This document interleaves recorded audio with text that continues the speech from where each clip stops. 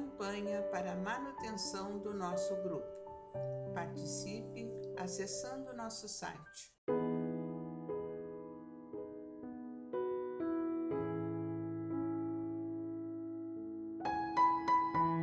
Olá, amigos, olá, irmãos que nos acompanham nesse canal do Grupo Espírita Francisco Xavier, nos momentos das reflexões diárias.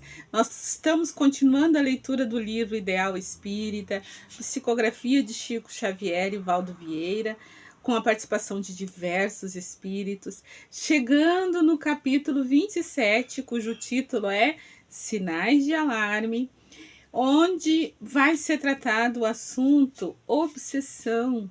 Então vamos ver aqui no Evangelho, segundo o Espiritismo, no capítulo 28, onde tem as preces espíritas, eu peguei um pouco do que ele vai prefaciando sobre a obsessão. Então ele nos fala assim: a obsessão é a ação persistente que um mau espírito exerce sobre o indivíduo.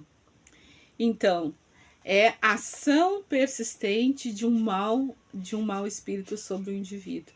Mas é importante também que nós saibamos que essa ação só acontece porque nós, de alguma forma, estamos invigilantes, porque nós, de alguma forma, estamos vibrando na sintonia daquele irmão desencarnado que se encontra em desequilíbrio moral, né? Sofrendo ainda as angústias, as culpas remanescentes da existência que ele concluiu mais recentemente, muitas vezes nos culpando pelos seus equívocos, pelos seus prejuízos, ou talvez porque encontra afinidade das questões que nós próprias estamos tendo como desafio e que por ser muito semelhante com a que eles tiveram, eles acabam se aproximando por sintonia vibratória. Então, a nossa conduta moral é que faz com que a gente abra um campo propício para que esses irmãos passem a conviver conosco, seja no ambiente de trabalho, seja no ambiente familiar, né? E, enfim. Então, vamos ver o que essa mensagem de hoje nos traz. Quando entramos na então, há 10 sinais vermelhos no caminho da experiência, indicando queda provável na obsessão. Quando entramos na faixa da impaciência, quando acreditamos que a nossa dor é maior, então entramos na intolerância, né? Na irritabilidade, quando nós entramos naquela ideia de vitimismo, de autoabandono, né? Comparando a nossa vida com outro, achando, parece que todo mundo é feliz, né? Os outros não têm problema, só a gente que tem, e a gente não sabe, como nos fala o Evangelho, dos infortúnios ocultos, né? Que cada ser humano está vivendo no seu dia a dia. Quando passamos a ver a ingratidão nos amigos, quando imaginamos maldade nas atitudes dos companheiros, não julgueis para não ser julgados. O Evangelho já nos pede, né? Que a gente faça ao outro o que a gente gostaria que fosse feito para nós. E aí ela segue, quando comentamos o lado menos feliz dessa ou daquela pessoa, que muitas vezes nós somos usados como instrumento, né? Para espalhar o veneno da calúnia, do desamor, do desrespeito, né? Do preconceito, que vai gerar tantas situações na vida de outras pessoas que às vezes a gente nem tem consciência do efeito das nossas palavras, né? Das nossas atitudes na vida do outro. Quando reclamamos apreço e reconhecimento, quando supomos que o nosso trabalho está sendo excessivo, quando passamos o dia a exigir esforço sem prestar o mais leve serviço, quando pretendemos fugir de nós mesmos através da gota de álcool ou da pitada de entorpecente.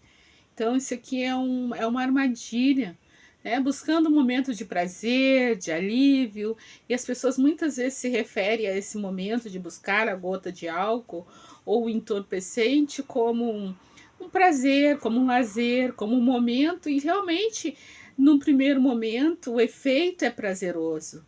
O problema é que a continuidade dessa busca, desse recurso, se transforma num vício, numa dependência e num outro tipo de servidão, né?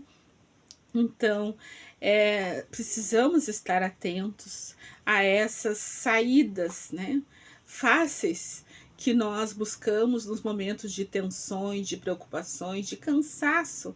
Muitas vezes a gente precisa descansar simplesmente, né?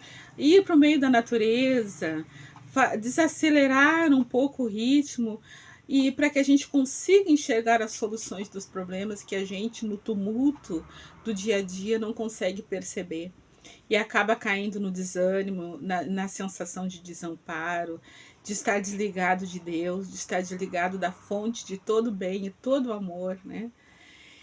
Quando julgamos que o dever é apenas dos outros. Toda vez que um desses sinais venha a surgir no trânsito de nossas ideias, a lei divina está presente, recomendando-nos a prudência de parar no socorro da prece ou na luz do discernimento.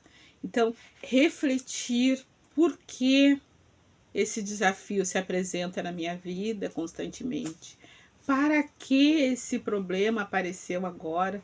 O que eu preciso aprender com ele? Que recursos eu já tenho para solucioná-lo, né? E o que eu posso fazer em benefício daqueles que sofrem, daqueles que ajudam? Quanto mais, como tem uma música que diz, né, o solidário não tem solidão. Então, às vezes, nós estamos nos sentindo muito solitários e sozinhos, mas nós sempre podemos ir em busca do próximo, mais próximo de nós, que muitas vezes está sofrendo a falta de um pão, a falta de um olhar, a falta de um abraço. E então nós precisamos estar atentos, porque todo desafio é a oportunidade de aprender a servir melhor. E esse espírito que traz essa mensagem para nós é Sheila. E eu fui pesquisar um pouco sobre Sheila e descobri que Sheila viveu umas 2 encarnações conhecidas dela na França, foi mãe, foi esposa, teve 6 filhos e depois criou uma ordem, se tornou religiosa, né? Voltada para a Igreja Católica. Ela criou uma ordem de irmãs que eram visitadoras, que iam consolar os doentes nas suas casas. Ela desencarna nessa vida como Santa Joana Francisca de Chantal, né? Foi canonizada. E ela reencarna na Alemanha no período da Segunda Guerra, desencarna, né, no período da Segunda Guerra na Alemanha, já como Sheila, como uma enfermeira dedicada à assistência, né? E tem uma grande influência no desenvolvimento do espiritismo no Brasil, quando ela se apresenta numa sessão mediúnica, dirigida por Peixotinho, que era um grande amigo do Chico Xavier também, se materializa numa sessão mediúnica, em vários momentos, materializa objetos, tratando, curando doentes. Então, Sheila está nos falando, nos dando esse testemunho ao longo de suas existências, sobre a importância de nós exercitarmos o amor ao próximo, a caridade, a valorização e o respeito às leis de Deus. Estarmos atentos a esses sinais de alarme, buscando o autoconhecimento, o auto-perdão, buscando viver o exemplo do Cristo. Então, meus irmãos, que possamos aprender a aprender através do amor. Um abraço a todos. Campanha para a manutenção do nosso grupo. Participe acessando nosso site